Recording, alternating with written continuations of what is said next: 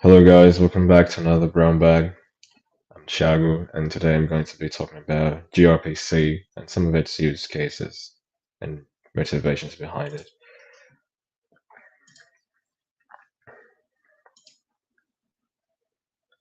Well, first of all, it's important to know what is an RPC, especially an RPC framework.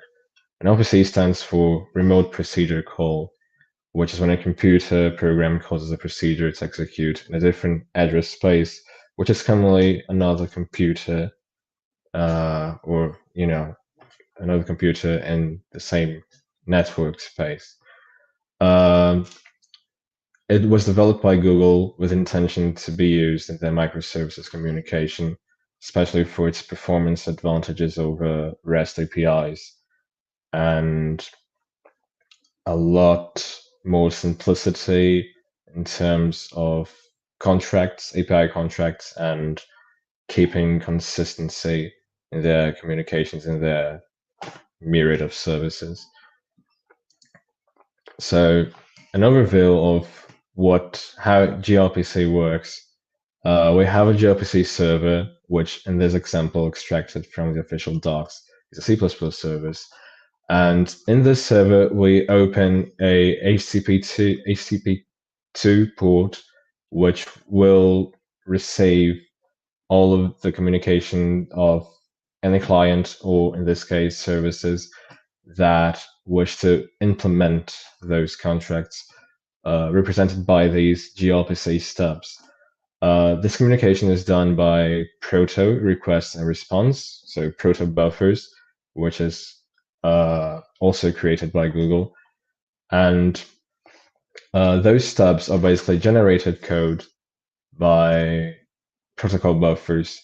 So those can be classes, types, or anything like that. So both server and stubs and clients and services, they need to know the implementation of those protobufs. However, we don't need to write the same code more than once. So if we define one single protocol buffer file, we can compile it, and then we can implement those same files in any service we want, any service that's supported by protocol buffer, and the code generated will be used to make this communication as if it was written by ourselves. So this is a basic overview of how it works. So HTTP2, important factor of gRPC and protocol buffers. gRPC implements HTTP2 as a transfer protocol. We use most commonly in our browsers today HTTP 1.1, which does not transfer binary data. It uses text. So if you ever tweaked a little bit on REST APIs and JSON, you know that HTTP1 uses text as a transfer data. It also supports header compression, which shortens by a huge amount those sizes of data that we transfer over the TCP protocol. And of course, multiplexing, which allows us to, over one single TCP connection, transfer a larger amount of data. So in this example, we have an HTTP 1.1. So if we wish to transfer 3 different files, we would need to use 3 different TCP connections, as if we would use HTTP 2 over one single TCP connection, we were able to transfer all those 3 files. So huge advantage over performance and usage of memory and processing. So getting to protocol buffers, it's used for code generation. So think of it as a contract, as some documentation that's going to be compiled and generate our code. So this code can be generated in any language that's supported by the protocol buffer compiler. So it offers us a strict API contract, which means that we don't need to worry about inconsistencies or any mismatch in our services, because in one single protocol buffer file we can specifically declare which type and which order of messages and attributes we wish that API to implement. So it offers a huge advantage. So this is a pretty straightforward example. It's extracted from the official protobuf documentation. So we have here a proto file. So in this file, we declare a message. Think of it as a type or a class that's going to be generated in many languages. So we have a name, ID, and email. We declare its position here, its types, and we can also use optional. It's self-explanatory. And this will be compiled. This can be compiled to a Java code, and we can use person as a person class in our Java code simply by compiling this proto file. So here we can use setters, getters, and all of that in this class. And we can also use in a C++ code, for instance. So it's all generated by one single protocol buffer file. And how it works is basically we can create a protocol buffer file. We generate the code in our target language by using the proto-C compiler. And finally, we can use that compiled code in our classes, and we can serialize them, deserialize them, all of that. So we can use it on our services and APIs. So with all that in mind, I'm going to show you a quick example of how it works in a Ruby project. So I've got RubyMine open here. And the first thing we will need is to declare our proto files. So I'm going to create a new directory here called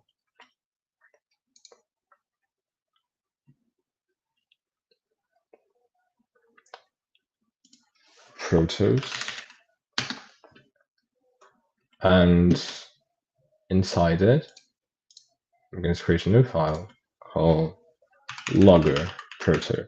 So in this example, we're going to create a logger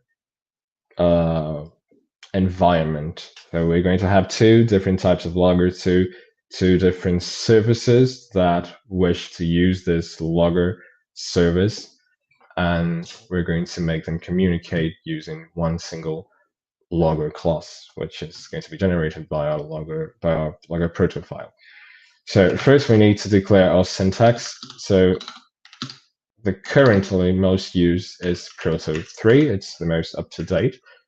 So we declare it at the top of our file. Then we're going to create a package for it just for the sake of organization. So package logger. And then we can create our service.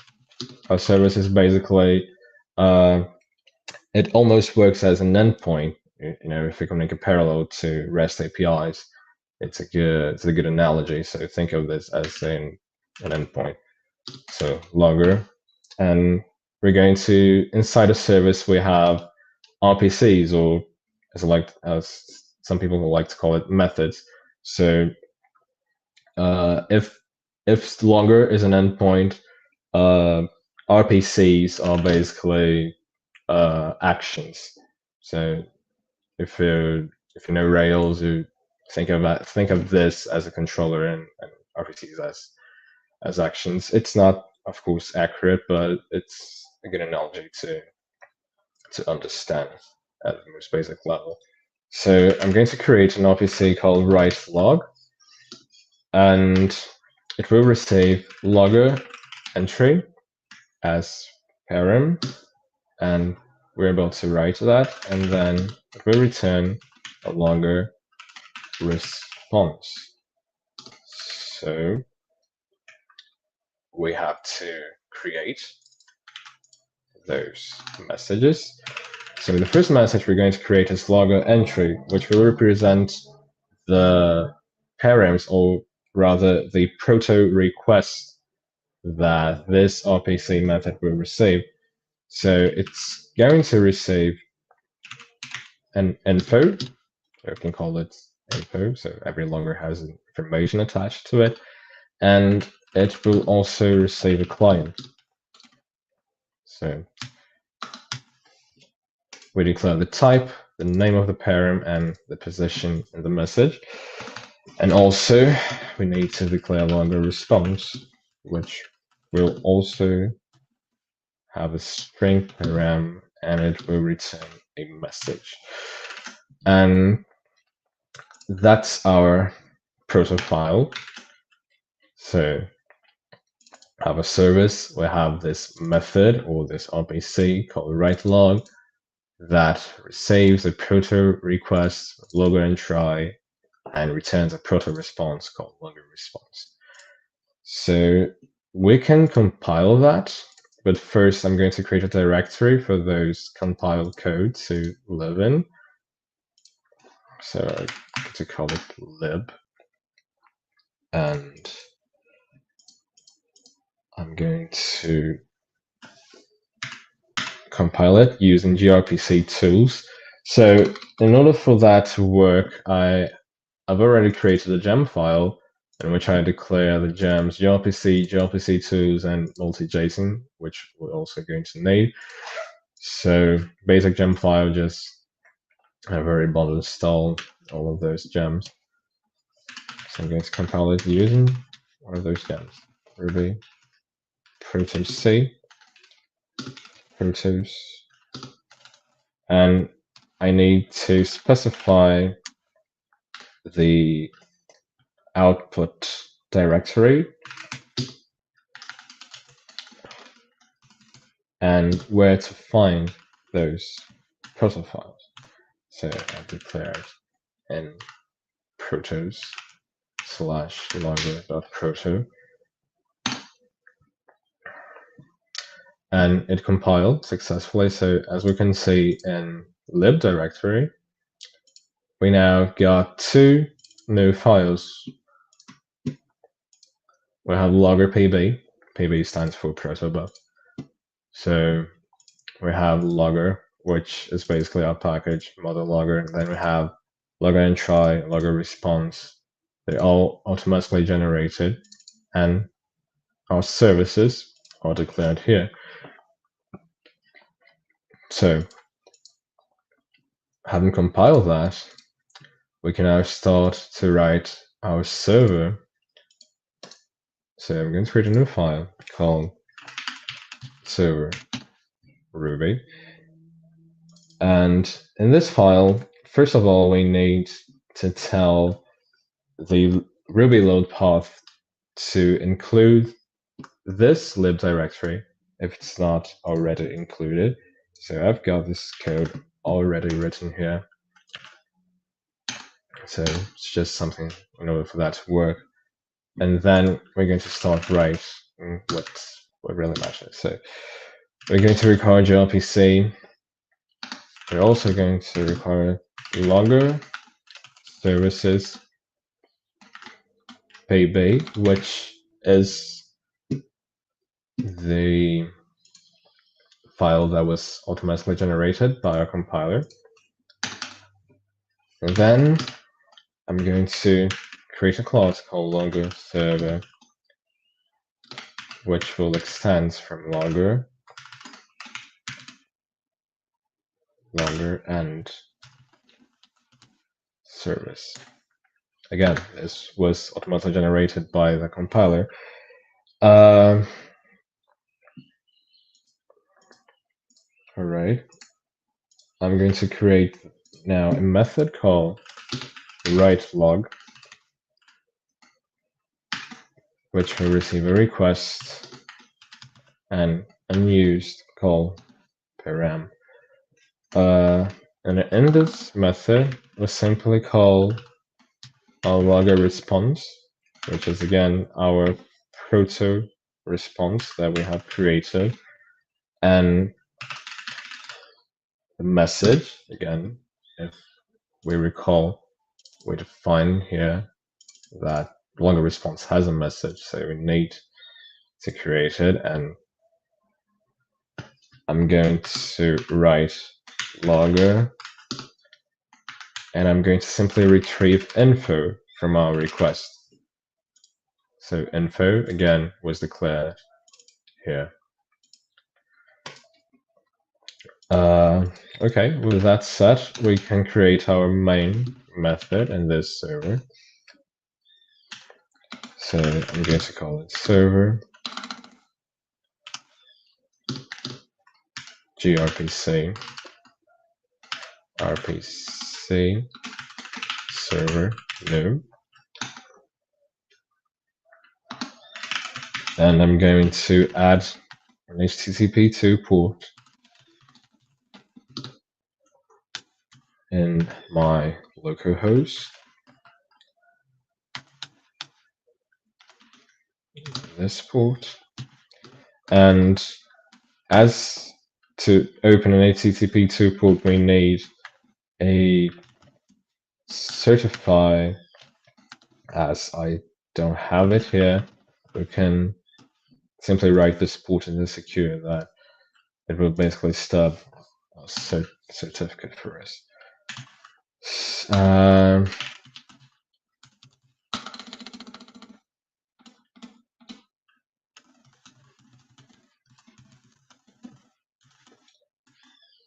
then I run it.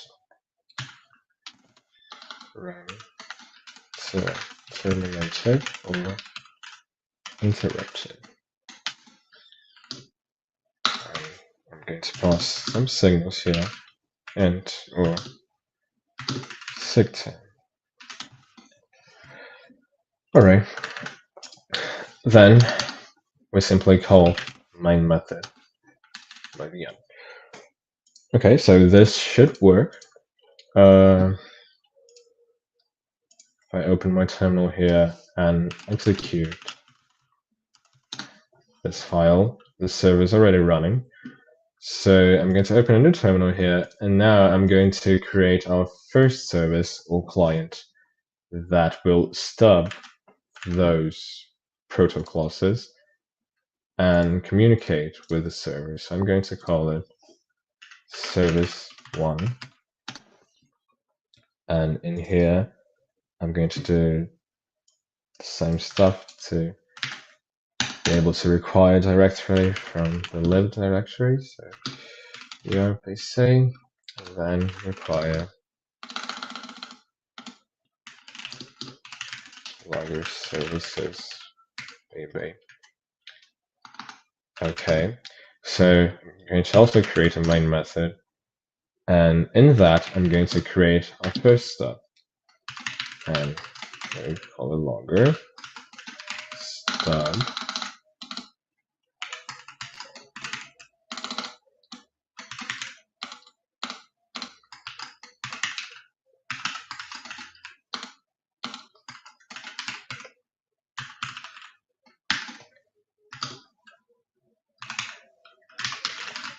Also my localhost, and similarly as we did in server, we state that this channel is insecure, so it doesn't ask for a certificate. Info.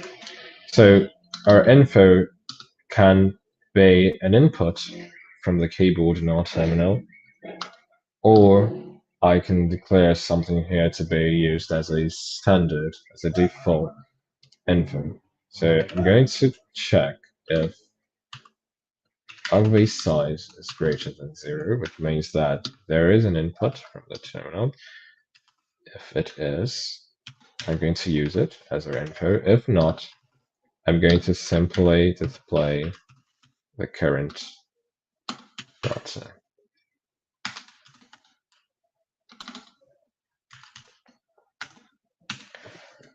Right. So we already have info. Now we need a client. So again, just to show you guys again, we have client and a logger entry. As we are in service 1, I'm going to simply declare client as service 1.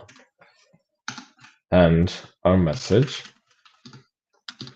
is going to use the write log method from stub, in which we're going to need a logger entry. And we'll use info and client previously declared.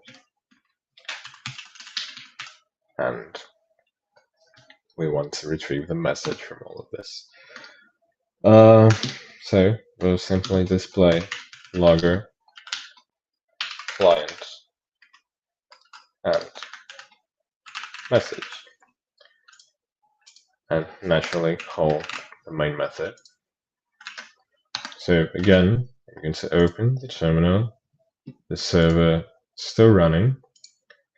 I'm going to call this first client, service1 RB, first with no message.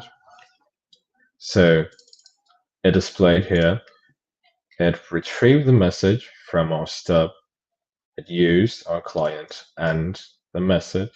So we can also pass params to it. So hello world, and it would work just as fine.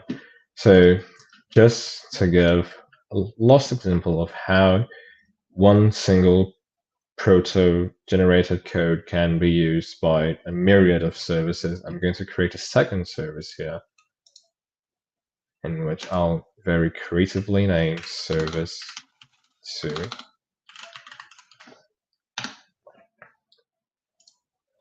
And same stuff, I'll just copy and paste this and change a few things. So first of all, the default info is not going to be the current time anymore, and simply show OK. Client will be, of course, service 2, and then we can call service 2 as well. And now it displays client for service 2 and our message. So one single server, one single proto file.